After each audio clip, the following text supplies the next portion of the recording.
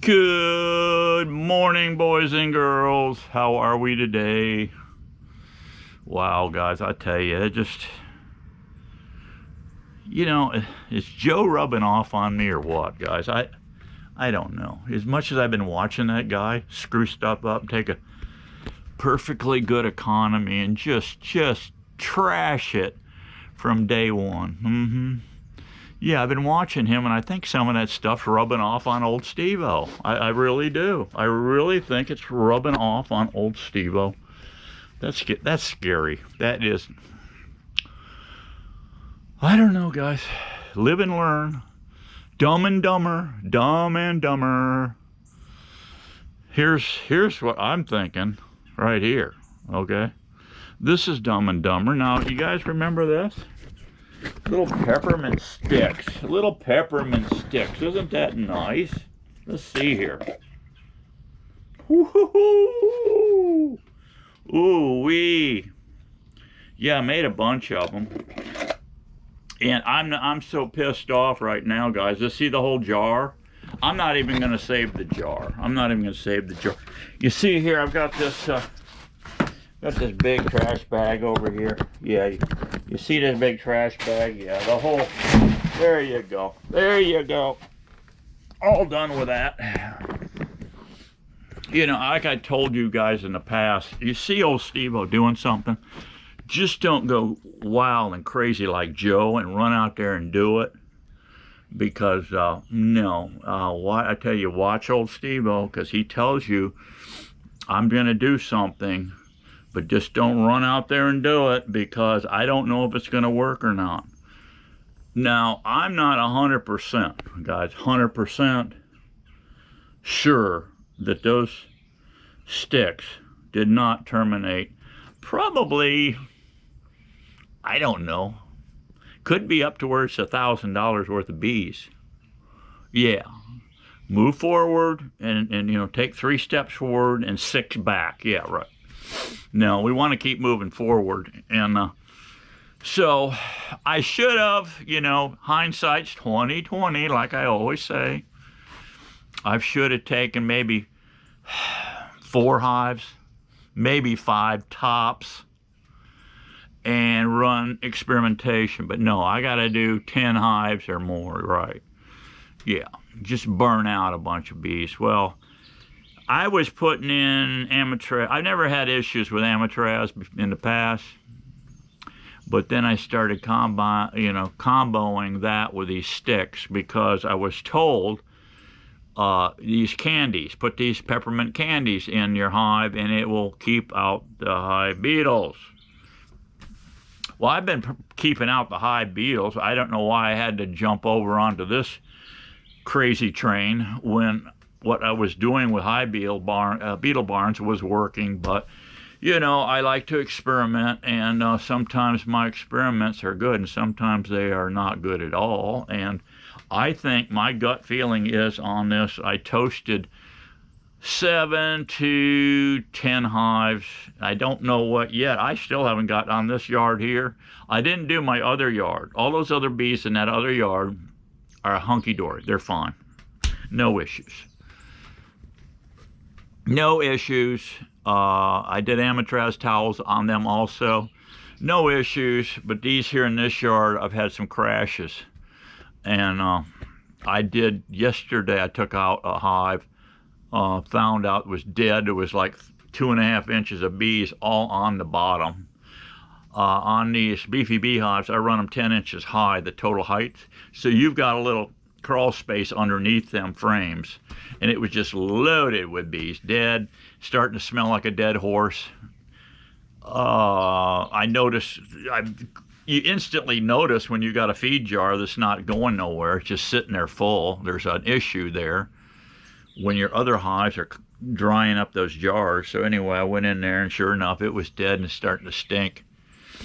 So I said, well, I'm not feeding wax moths, so I took them on up here and fired up my new toy, my pressure washer, and it did fine. Yeah, I punched out the plasticell out of the frames, and of course the cracks in those frames, your top bar and bottom bar, you got the crack with the plasticell seats, that had a bunch of crud in it. And so I just clamped it to the table too with a spring clamp, worked fine, and blew them out. And you know, I had comb on there, full blown comb on majority of those, and it just stripped it right down. It blew that wax right off of there, right on down with that 2100 psi. So 3000 psi would be even better, but do you really need that much? I don't think so. But because this 2100 gets it. But yeah, it was a sickening feeling, you know. You see hives crash. You don't want to see that. But live and learn, you know. Live and learn, Joe. Live and learn. Stop trashing the economy, Joe. We've already seen. You already know what happens when you institute your policies and then everything crashes. Okay, so that don't work. So you reverse what you're doing and you move forward on a right path. Okay. Wow. But no, they just double down. The left just keeps doubling down on stupid. Dumb and dumber. I just can't believe the wit takers. The wit takers are running the whole show now. So I want to move away from wit takers and concentrate on, you know, production. So anyway, yeah, the sticks are going out. I'm not doing that anymore. I tried the candy. I'm sure the peppermint candy's working there, but have you priced those? I went out and bought a couple sacks of those. Spent a bunch of stupid time crunching them up and putting them in. Hey, if you guys like those peppermint candies and that program, you just go for it. Go for it. But I do not suggest putting Steve-O's peppermint sticks in these hives. No, we got to move on with the stupid, all right? So anyway, I just thought I'd give you an update on peppermint stupid sticks. And I got to get in the woods here. Let's go over in the woods a minute. I've got a fresh CD chip card we want to put in the camera and see what we got. Let's go look at the bait pile. Okay, guys, we're in the swamp here, and wow, look at all the little footy prints. I dumped 50 pounds in this ground here 2 days ago, and I put a chip card in here. Let's check out our camera. Let's shut it off. Let's pull this card out.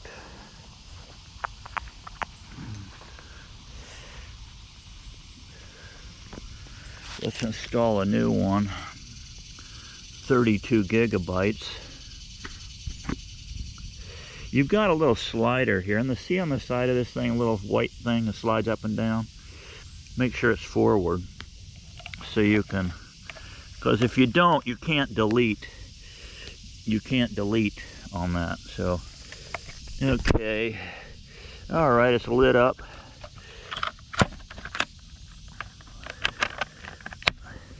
Yeah, that little camera right there, I've got 8 batteries. Normally I have about 6. That thing, I got it on Amazon. It was only like $44. It eats batteries. These trail cameras, guys, eat batteries like there's no tomorrow if you put it on video. But I have this thing on pics, just digital pics, and I've got like a 3-second time delay on it. My God, you can get a gajillion shots out of these batteries if you just put it on single pictures. And what I have here for a movable camera stand is just a pitchfork, and of course it was round, so I duct taped a little piece of scrap wood so I have a flat back, and then I just took my strap and wrapped on it. So you can move this thing around all over. I usually move this when I'm done here and I'm starting to setting up snares for critters. I'll move this around and set it up to where it's to where the trail is. So I'm shooting down on the snare trail, and I've gotten on pics, critters getting snared, stuff like that. So anyway, let's go into the house and check this camera, see what kind of critters we got hitting this bait pile. I wanted to show you this tree. This tree right here, this pine right here, is what I used last season. And I went clear up. See that one branch that comes off? That's where my butt was actually at. But I was getting picked off right and left because I had the stand looking in this direction here. But I'm thinking about using this tree here this year. It's a bigger pine, and I cut a window out here so I got a shot straight down. And I'm thinking about, I'm gonna put a lock-on stand in. I'm gonna hunt out of a saddle, a tree saddle, in combination with a lock-on. And I'm gonna put screw-in steps. I'm gonna put them right here going up, and then I'm gonna put my stand on the back side of this tree. So I'm actually gonna be hid behind the tree. So yeah, I think this is gonna work better. Yeah, we'll see. Okay guys, we're in here at the laptop. Let's see what we got going on here. Looks like we got quite a few hits. Oh, we got 2. We got a lot of hits. Guess just start with number 1 here and go through and see what we got. Click them off. What do we got here? I got a little, looks like a woodpecker sticking his head up there, but I'm not sure. We got some crows. They're in here every day at daybreak, getting their little corn breakfast. Yeah.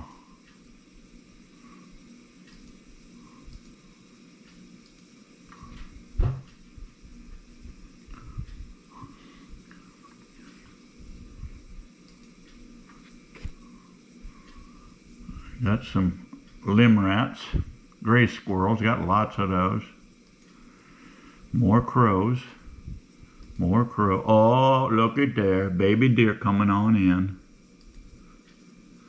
She likes that salt lick. That trophy rock, guys. Get you some of them. Harbor Freight Rural King's got them. Tractor Supply's got them. Been using them for years. Oh, there's baby fawns. Is that mommy? I've got a single, I got a doe with a single, but this has got the twins here, see? Here's one and here's one. So she's a good doe.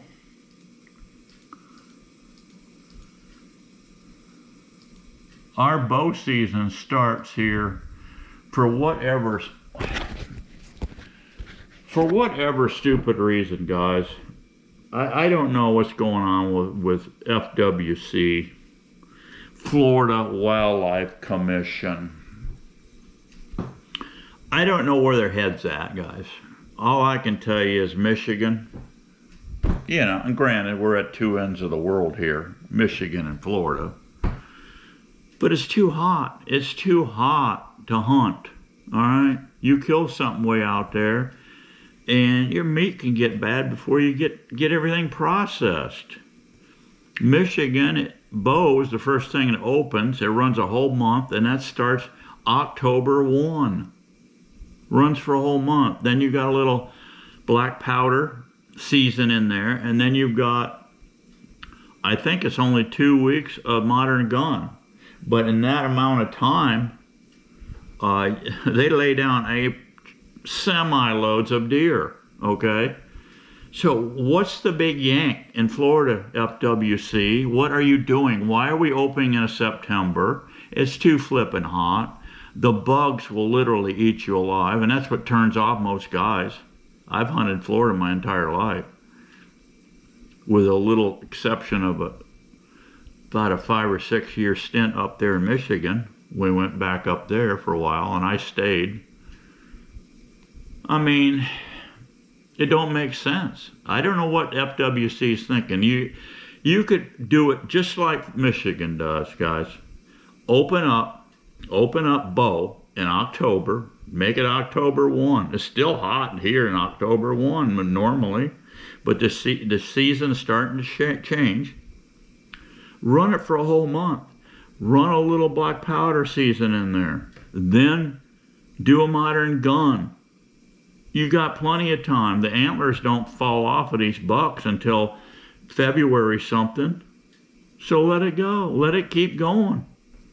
Man, I just don't understand the mindset of some of these people, guys. I really don't. What the hell they're thinking. But anyway, I guess got to have more people putting their 2 cents in. And they've got all these wildlife management areas in Florida, guys. There is a cajillion of them, and each one of them has a different rules. And you about need an attorney to go with you and sit beside you in the woods so you don't get your ass in a crack over these laws. Because every one of these management areas has different laws, different times. There's no need to it. I don't care if you're hunting in the Everglades or if you're hunting in Tallahassee.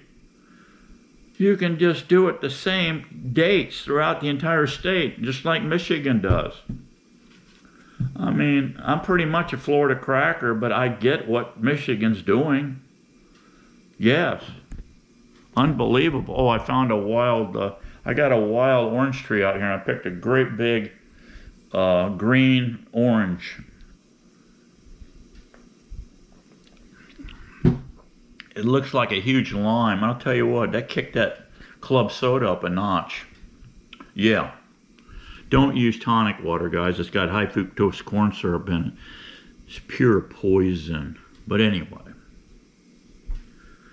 I don't know. It just blows my mind that some of the stuff that goes on, that like these hunting season in Florida. Start the hunting season October 1. Run it for a month for bow. You'll get a lot more hunters out there. You'll get a better, harvest. Then a couple weeks of black powder, and then a couple weeks or a month. You could go a whole month with modern gun if you like. I don't care. Run your deer dogs if you want to. Whatever. They finally got their head out of their butt in Florida and decided that, wild pigs is a problem. Yeah, they are a problem, and the only reason they became a problem is they're rooting up all the little pine trees. Most of this ground in Florida, this federal ground and whatnot, is pine forest, which is owned by pretty much Coca-Cola, whoever's running these pine trees.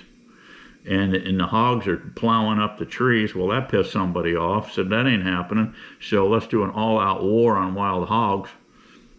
You can do all the war you want to on wild hogs. You're not going to take them all out. You can put a dent in them, but you're not going to take them out. Just like coyotes and cockroaches, you're not going to take them out. But we got to start using common sense on this bow hunting thing. Because, guys, I'm not going to probably bow hunt. I'm baiting these things up right now. I'll show you these critters I got, and these bucks that I got. If they're on this chip card right now, which they should be. I'm not killing any does. I'm leaving all the does for seed. If an automobile or truck out here on the highway kills them, it is what it is. But I'm not going to shoot any of these does. They're going to be my seed stock. Okay. Keep making me more deer, more bucks. Last year I had 7 or 8 bucks working this pile of corn. Yes. And I had about that many flatheads, does, working this corn. So there's no need me whacking does when they're my seed stock, because 1 buck can service at least a dozen does. So why in the world we want to shoot a doe? My buddy goes, he lives on deer meat. He literally lives on deer meat, guys. This guy is a special forces guy. He's in the woods. He's in the woods, constantly monitoring deer with cameras. He harvests a lot of deer. He lives on deer meat. He says, shoot the does. Why let them splatter on a car when you shoot the does? And him and I disagree. I disagree. Hey, I don't think that many are getting splattered on windshields, okay? I'm going to leave mine for seed. I said, you do what you want to with your deer herd. I'll do what I want with my deer herd. Yeah, so anyway, I think the FWC, I don't know if it probably got a lot of Joe people down there, left-wing nut jobs running the FWC, and I think that's the case. So I don't know. I don't know if we'll ever get it straightened out. But anyway, let's click through. Yeah, let's click through them here and see what we got, boys and girls. Cute little, I don't know if those are bucks or does, these fawns. These are late, guys. These things are late. Here it is in September.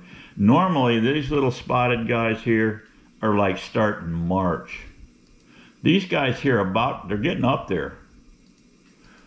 I mean, they're growing fast. Mama's got some good milk in her. These things are growing fast. Of course, I am helping them giving them a little protein here, and they just work the heck out of this salt lick, guys. I'm telling you what. They just eat what they want. But I've noticed she'll eat a little corn and then she licks the block. See her? She's licking the block now. She'll eat a few bites of corn and lick the block. Bucks are doing the same thing. I'm going to speed up my clicking here. I'm just clicking and we're just changing picture. These are on a 3-second time delay is all there is. It's almost like running a video camera the way I'm clicking these things. Yeah, the little fawns have had enough here, I guess. Mama's still eating. But these little fawns are coming on. They should be losing their spots anytime now. Mama said, I've had enough. This little guy here said, oh, it's tasty. I got to go see Mama. Oh, I'm back now. Let me run off. There's some more crows. Wow, a lot of crows. Gray squirrels. A lot of gray squirrels.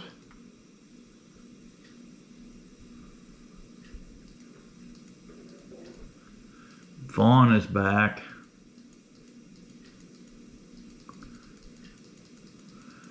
They come and they go. They'll be here at night too. We're gonna have some night shots on this thing.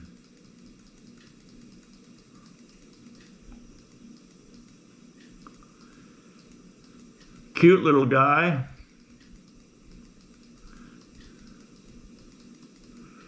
Hopefully it's more does. There was a doe with a single fawn. Yeah, here's the twins back again. I've got 2 bucks that are twins also. One's a nice symmetrical 8. We might see him on this film here. And then we've got a 7 that is his brother. This kind of a weird looking rack. But one of them's perfect 8-point.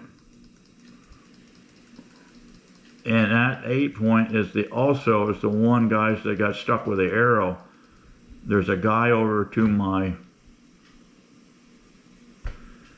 southwest that I think is the guy's a cop, and I think he's the one that put an arrow in. Oh, here's some meat. Ruby keeps calling me. She says, Steve, I need that coon meat. Now the sun's starting to set here. Twins are back. Gotta have a little snack before nighttime here. I have another coyote in this area, and I've seen a bobcat, and it's pretty good size too, that comes through. And so I will be doing some snaring probably. There's a coon coming in.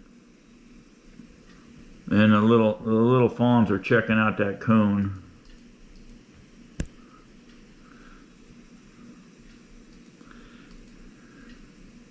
The deer don't get too worked up over if they get real close, the coons, to the deer will kind of like raise a foot up and say, if you come in any closer, I'm going to smack you in the head. And then they back off. All right, here we go. Here's Actually, this is a different deer, totally.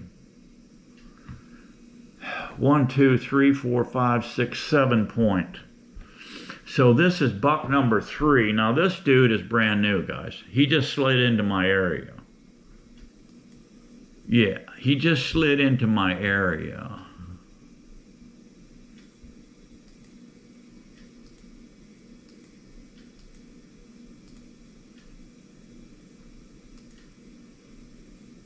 And he's got a bad foot. You see this crippled foot? You see that bent foot? I think this dude here was hit by a car. I haven't seen him for over a year now. But he's got a bad foot. You can see it there. It's ugly. Okay, that's all I got. Yeah, he's got a bad foot. See my cursor right there? That foot has been broken and it's healed. These are some tough animals, guys. I mean, tough animals. And when you got a set of cojones like that right there, when you got a set of cojones like that, you're the man. All right? Yeah. All right, that's all I got on this one. Let's get rid of this one. Let's click back over here. Boom. Let's go down to this one. Let's come back up here, hit this. All right, now, what have we got here? All right, here is my 8-pointer, guys. Now that buck, that's 7, he just left. But we got 1, 2, 3, 4, 5, 6, 7, 8. This is the buck, guys, that had an arrow stuck in his right hip. There's a coon. There's a coon over here feeding with him. That's good. Looks like a pretty good sized one. Now this guy here has a twin brother. I've been watching them ever since they had spots on them, guys. I'm hoping to harvest him this year, guys. I'm thinking. But he's going to get super rangy here soon. Yes. I don't know what kind of acorn crop we're going to have. There's a smaller coon.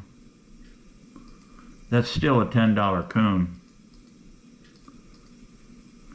Here's 1, 2, 3 of them. There's $30 worth.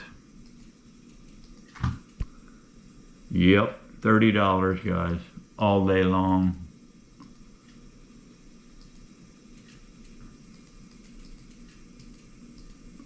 It's legal if you have a trapper's license, guys, in Florida.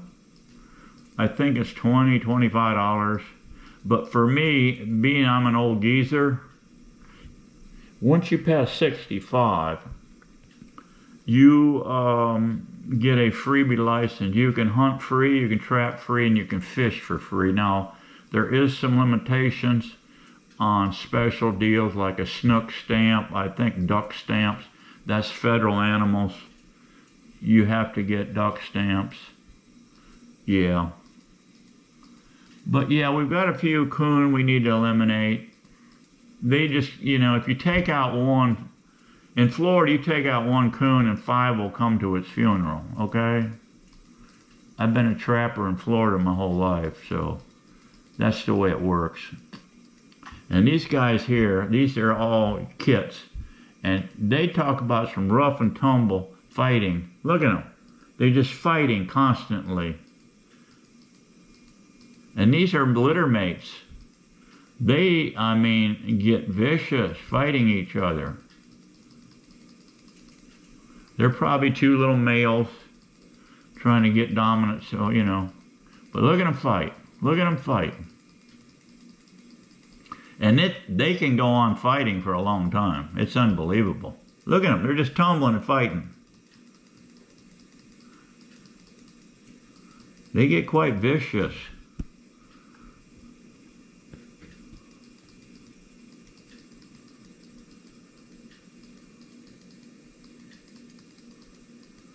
When I was 10 or 12 years old, I had a pet coon. And look at them, they're still fighting. And we kept him on a dog chain, and he had his own dog house, and had him on a collar. And I took an axle shaft and drove in the ground and put a ring on it where he could walk in a circle. He had a perfect circle around that axle shaft. He had about, I don't know, 12 foot of chain. So he had a big circle, and he'd walk around all day long. And I called him, his name was Josh. And he was the coolest guy. We castrated him when he was a baby, and he made a very cool pet. And what was stupid was, back in the day, we didn't know about rabies shots or nothing. We didn't shoot him up with rabies or anything. You're supposed to. Florida does not want you to keep a raccoon as a pet. The rules in Florida is you cannot transport a raccoon into the state, out of the state, or within the state. So if you catch a raccoon in a trap, you're supposed to terminate him in the trap. Wherever you caught him, you have to terminate him.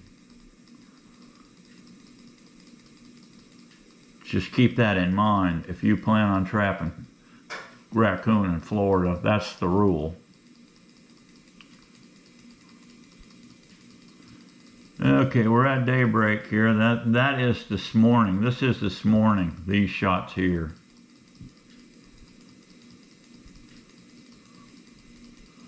I have a doe here.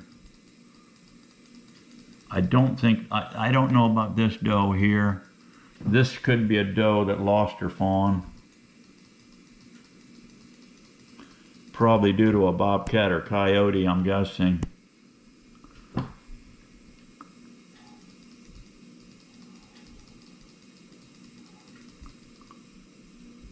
Okay, that's it. That's all of them. Huh, we didn't see the buck come in. All right, guys. That's what Steve-O's got coming in. I don't know what's going on with that twin brother, that 8-point. He's got a brother. He's a twin, and he's a 7. He's got kind of a weird rack system on him. I don't know. He got bumped in velvet or what. He's not as cool looking as that 8-pointer. That 8-pointer is pretty buck. He's all symmetrical.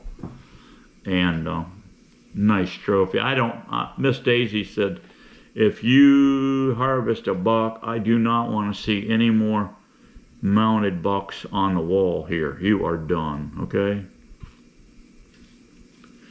I said, are you sure about that, Miss Daisy? She said, I am positive. And I said, well, if I kill one, it's going to be, you do a euro. A euro is where they just have the skull and the antlers.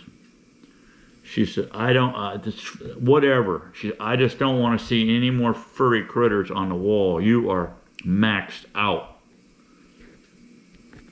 Okay, Miss Daisy, it's your world. I just live in it. All right, guys. Glad to have you. God bless you. Let's save America. Trump 2024. Keep that in your hair cover computer. Don't let it out. See you next time. Bye-bye.